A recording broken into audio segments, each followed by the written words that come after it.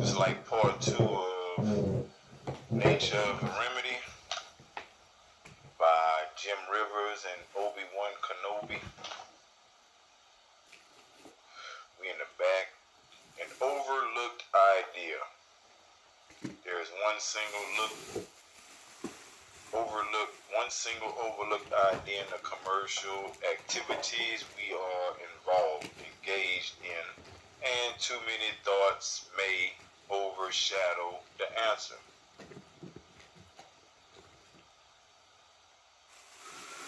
Whatever venture we are engaged with, we will be able to make settlement because there is no closure on the issue. The reason is there is no return to the source. That return cannot be made by dollars because dollars are measured in whole numbers. A return to the source must be made electronically, so therefore the units of measure must be in international units of revenue, not dollars. Revenue. You should not attempt to purchase something that is in the wrong venue. You need to be in the revenue or revenue, and since we identify the international unit of revenue, that is what must be used to pay a bill. And only way we have found to obtain revenue is to do this, is to have your tax preparer file federal tax form 1099 OID on the issue and ask him to give you an advance on the tax refund. The tax refund comes from the source, as that is where the 1099 report returns to the source. You must remember that the revenue travels in electronic circuits in return to the source. Dollars are not eligible units to travel electronically as they are measured in whole numbers. Dollars go wire transfer, which originates with a debt instrument. Maybe I can simplify my comments by saying you might take your bills to H&R Block and ask them to file the federal tax form 1099 OID on your issues and give you the advance on the tax refund. H&R Block will get the tax refund based on the discount to maturity. Thus, your advance will come in tax paid dollars. Closed escrow no longer open to the public. It is these open escrows where criminal charges are taken from and assumed when escrow closes. With the voluntary 1099 tax report, there is no longer anywhere for agent provocateurs to assume charges from. All the actions against us come from open escrows. So after filing federal tax form 1099 OID on the issue, the tax is returned to the source and escrow closes. I don't believe that a case can be maintained against one if the 1099 is filed and the escrow is closed, because the tax is now paid, no debt. So that the escrow is still open, and that is where the assumed charges come from. The guilty, not guilty issue is applicable, but only in tax referrals, as that is where they assume their charges are from. Open escrow. But when we get the tax preparer to file the 1099 OID in the particular issue in question, the dollars become revenue, a tax by the voluntary confession and return to source. Treasury direct number, your social security number, the source. is a mutual fund held by the county attorney, and that mutual fund was purchased with a block grant that used your foreign credit block within its enable within to enable someone agent provocateur to assume the use of these funds in a true bill against you. Adolf Hitler had a conversion with his finance minister in which he said things that will make clear where contrary claims come from. This was discovered in the book The 12th Century Journey.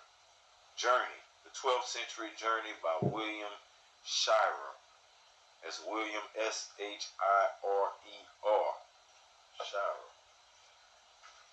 Where he tells of Hitler's question to his finance minister. He said, "We have made the political decision to build up our military in violation of the treaties.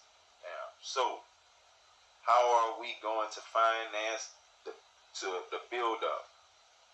The finance minister said, "First, you will need to use the printing press. Second, we have confiscated enormous amounts of Jewish property. And third, we will block the foreign credit that will enable you to use the credit of your political enemies to build up your military." So, what you see there is a formula for a block grant as the means to derive foreign private credit from the rolls of residents of municipalities in the county that is run by the county attorney and the one who prosecutes you on charges therefrom. These block grants are the credit used by the county attorney to purchase mutual funds that are the source of revenue used to finance the product of those who bring bills against you. These mutual funds are the derivatives used to finance the IMF and are the source the 1099 instructions refer to. So when we get a bill from a merchant or vendor, that bill was financed by the source that is measured in international units that can travel in electronic circuits in tax return to the source. Whereas dollars measured in whole numbers cannot pass through an electronic circuit. Here is where the bill must be reported voluntarily on Federal Reserve Tax Form 1099 OID to identify those dollars as tax revenue and thus eligible to pass to the source for settlement and closing. In exchange, Treasury Direct number, your Social Security number. Another way to identify the source mutual fund is the source is exempt from state and municipal taxes but not federal. That the reason to file federal tax form 1099 OID on the particular issue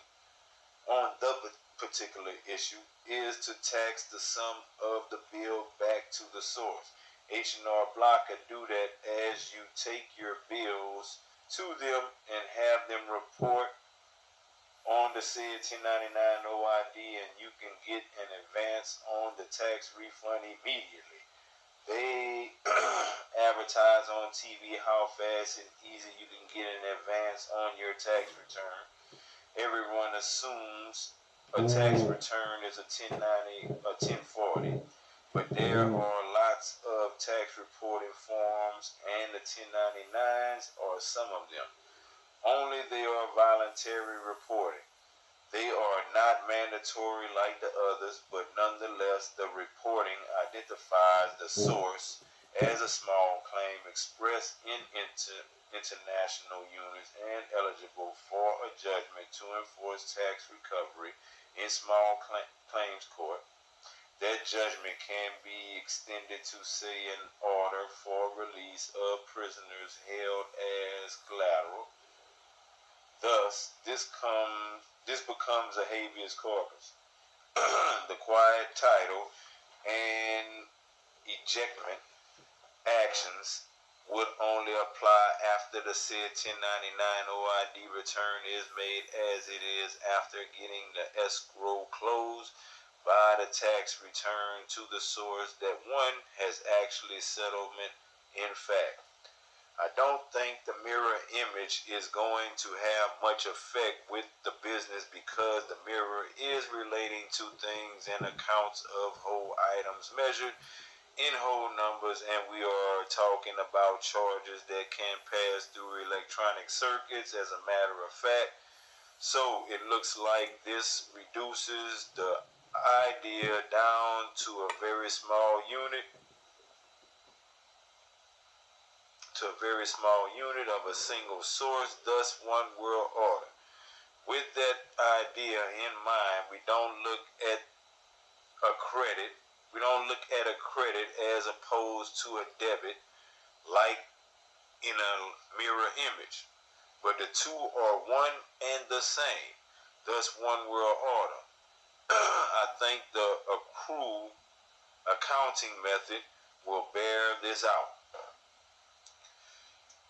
It is a national currency that is not eligible to pay these debts because the international unit I am referring to are derivatives leveraged 1,000 times and or 1,000,000 times. Read that over. It is a national currency that is not eligible to pay these debts because the international units I am referring to are derivatives leveraged 1,000 times or 1,000,000 times. The numbers we need not to concern.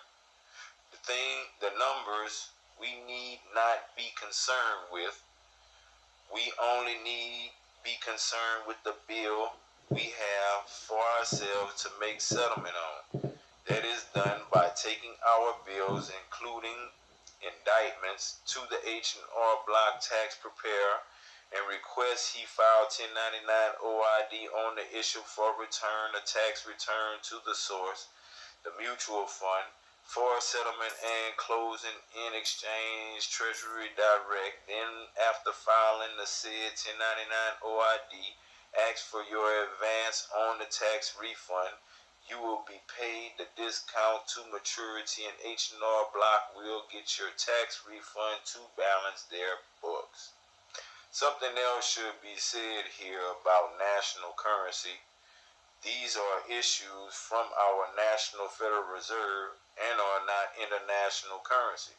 The international currency, IMF, derives from municipal revenues, mutual funds that are obtained by the county attorneys, like I mentioned earlier, and are a small claim by virtue of the international unit of measure used to account the sum of a bill. Thus, a small claim court is an international court. When admitting to be a debtor in possession is to admit to a tax liability because the debt has not been paid. One must request the 1099 OID be filed on the issue to settle the tax liability. There must be a return to source for settlement and closing. So it is the national reserves that created national currency. It is municipal revenues that create international currency, IMF. These each have a different value and different character to their nature. Thus, the national currency, dollars, cannot pass through electronic funds transfer circuits electronic funds transfer circuits like international units of revenue does. It's like spreading a foreign language one to another. It says N. When we come back, we're going to get to how to get your remedy. Or as a matter of fact, we can keep going. How to get your remedy. The central idea is in the federal tax form 1099 OID that I have written about, but now to advance into action for the remedy, we here have discovered that the small claims court has two main reasons one can file for action. First is the $3,000 limit that we cannot use because it doesn't provide enough relief dollars to settle the contrary. So, second, it provides for one to sue for tax recovery. Now, we are getting somewhere. This small claim action enables us to obtain enforcement of the federal tax form 1099 OID issue because that filing is voluntary, and it defines the small claim issue because that filing is voluntary, and it defines the small claim issue as a tax requesting to return to source. So that is eligible in a small claim court to sue for tax recovery defined in the federal tax form 1099 OID request to file and return the issue to source. Now, when the request for the federal tax form 1099 OID is refused, dishonored, you can file the small claim on small claim court with the dishonor contract being a contempt of court, whereby you send a sheriff to purge the contempt by obtaining their check for the amount of tax recovery sought and release to your possession of all the property in contrary, or arrest or take the offender into custody and held until he pays. Now, here is where someone falls or fails in their thinking, because how does one sue for, say, $200,000 in a small claim when the dollar amount appears to exceed the $3,000 small claim court limit? Here is why. The US dollar amount is the venue and is a delinquent tax issue in the defense, in the deferred debt somewhere. So, what you are pursuing is a tax recovery that is expressed in international units of revenue. Thus, a new venue or revenue or revenue accrual accounting brings it back to zero.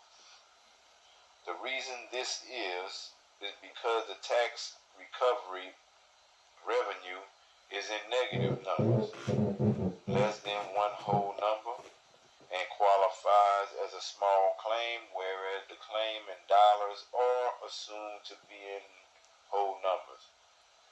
Therefore, you can see the difference between delinquent tax dollars and delinquent tax recovery revenue.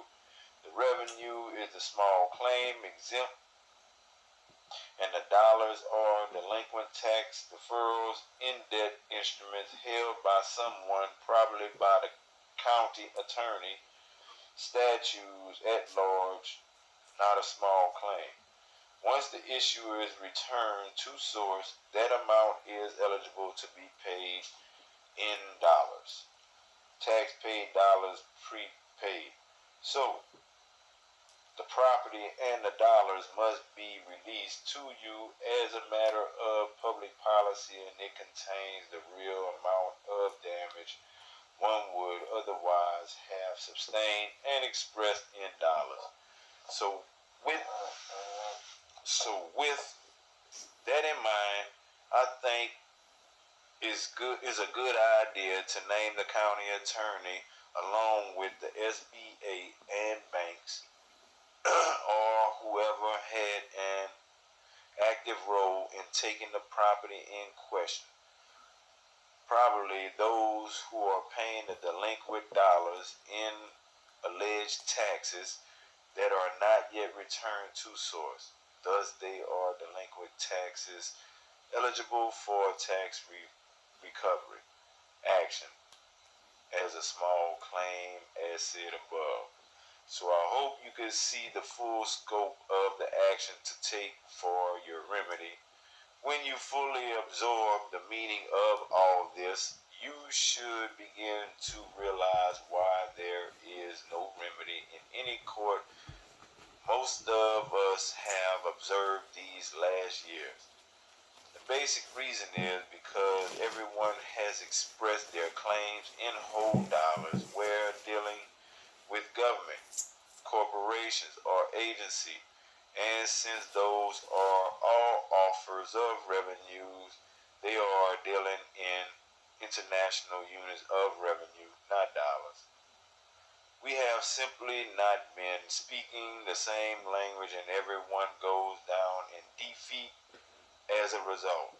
Also, a basic flaw with everyone is that the claim must be confessed, volunteered on 1099 and not protested because the protest causes a barrier to the tax recovery as a dishonor, and our accusers use the dishonor as their revenue in a tax deferral unit. We are able to obtain a small claim judgment to compel them to return a tax return, the issue to the source. Then, 2. You will not want to refer to your small claim in any plural reference. The small claims court uses the plural reference in the public claim to collective and multiple claims of dollars that need a broker to break them apart for you, and there are no private individuals identified as the filing of 1099 is not mandatory. Thus, it is an individual single private claim, so that claim is singular, a small claim, even though there may be numerous public entries into the account. So keep your reference to your claim, a small claim, in small claim court. It is thus an identifiable tax charge when the request for federal tax form 1099 OID is requested on the issue to return to the source. Thus, we have a voluntary tax to report income tax, etc. The voluntary request for the tax report marks the item as a private account exempt from lien or levy. Income tax is voluntary and not mandatory. It is drawn in by magnetic energy charge. Thus, a withdrawal being the method of taking it into account. Attraction. In a letter I had sent, I had made a request for the federal tax form 1099 OID that went to the county attorney at the L, and it includes a request to release all my property subsequent to this issue. That includes my body. That is the acceptance and return of their offer of the bond amount that was set on me in court. So this dishonor of that request is the cause for my small claim for tax recovery in small claim court. The dishonor is a treasury bill in this respect, eligible for commodity market exchange. So we can see in all of this that the source of issue is the taxpayer, and the tax recovery or tax return is the tax collector. So we are our straw man or e-state. I like to say e-state instead of straw man now, are both payer and collector. But we have this accomplished. We have this accomplished by our employees, IRS, corporate agency, etc. This is why we request of them to file federal tax form 1099 OID to identify the issue as a delinquent tax, that we can sue for tax recovery and subsequent release and return of property. With that, I think you have enough information to start an action for recovery of your property and the revenue to operate it. Maybe we are looking at a new frontier and a new settlements on that frontier. Whenever we come back, we're going to get to 1099 OID notes on November 17th, 2005. Coming out of the nature of a remedy